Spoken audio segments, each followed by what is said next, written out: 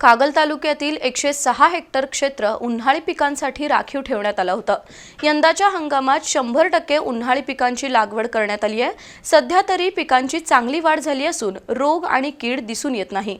कागल तालुक्यात ऊसाचं क्षेत्र मोठं असून आडसाली आणि उन्हाळी भरणी पूर्ण झाली आहे। 2 दिवसापूर्वी झालेल्या वळीव पावसाचा उन्हाळी पिकांना चांगला फायदा झालाय। विशेषतः ऊसाच्या खोडव्याची चांगलीच वाढ झाली आहे। मात्र दर घसरल्यानं शेतकऱ्यांनी सोयाबीनकडे पाठ फिरवली आहे।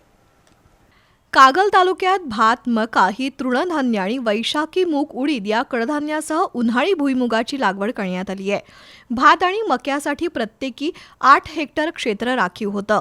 प्रत्यक्षात 7 हेक्टर भाताची आणि 16 हेक्टर क्षेत्रात मक्याची लागवड करण्यात आली आहे। उन्हाळ्यात जनावरांना हिरवा चारा मिळावा यासाठी मक्याची मोठ्या प्रमाणात लागवड झाली आहे। मूग आणि उडीद या कडधान्यांसाठी 14 हेक्टर जमिनीचा वापर झाला।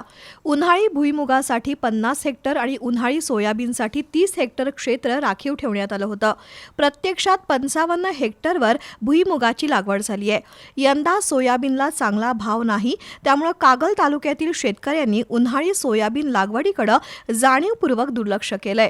दुसरीकडे कागल तालुक्यातील शेतकऱ्यांनी आडसाली आणि उन्हाळी ऊस भरणीची कामं पूर्ण केली आहेत। सध्या ऊसाच्या खोडव्याची वाढ चांगली आहे। सध्या उन्हाळ्याचे दिवस असल्यानं पिकांना रोजच पाणी द्यावं लागतंय, पण गेल्या आठवड्याभरातील वळवाच्या पावसाचा पिकांना चांगलाच फायदा झालाय।